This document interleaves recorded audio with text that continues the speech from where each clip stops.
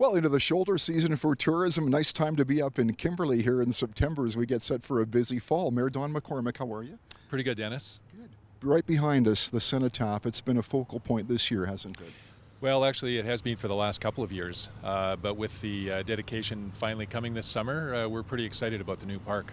Right. There's a little bit of controversy. You got that all squared away, didn't you? Oh yeah, well, as with all projects that are complex, you get a little bit of meandering from time to time, but if you see behind us here, the result has been pretty spectacular. Why was this site chosen? Was there any particular reason, just because it was close to the Platzel and close where people could get to it then?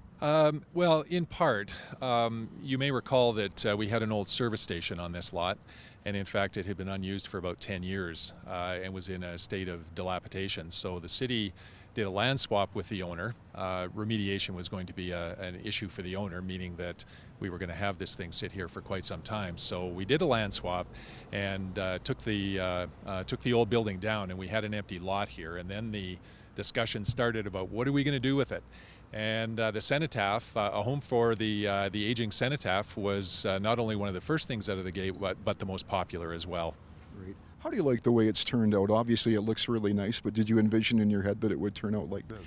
Well, you know, you see plans, but they're two-dimensional on paper and typically marks on paper. So no, you really don't know what the extent of that result's going to be until until opening day.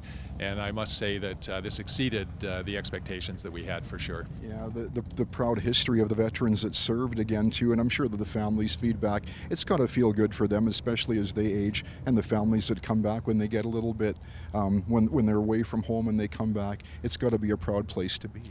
Well, no question, and you just need to be here on November 11th and see the turnout from the community for Remembrance Day services. I think we had somewhere in the neighborhood of 1,000 to 1,200 people for Remembrance Day at the last few years. So, for a town of 7,000 people, that's a pretty good turnout. When you go back to these war times, and there's been a few from Korean War to World War I, World War II, population to base of veterans, it really is. There was a lot of people served from this area, wasn't there? There have been, and I think more than just the number.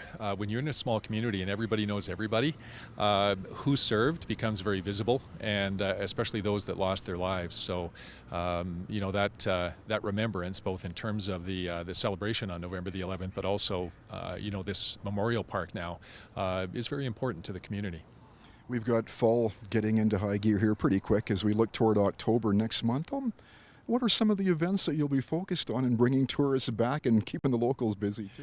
Well, October traditionally was, a real heart of shoulder season, but these last few years with Thanksgiving, still being a very popular long weekend for visitors, the first Saturday Oktoberfest, celebration we have every year, and the Rotary Club's Rib Fest, we have a lot of activities going on in October that have caused tourism to stay at a fairly high level the last couple of years. So we're looking forward to that again. Some of those people coming home will probably get to see the Cenotaph for the very first time too, if they didn't make it back in the summer.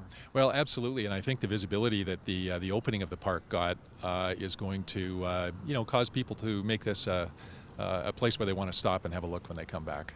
As far as fall goes, we're not going to see snow for a little while. There are lots of it anyway. A lot of people mountain biking around this area too.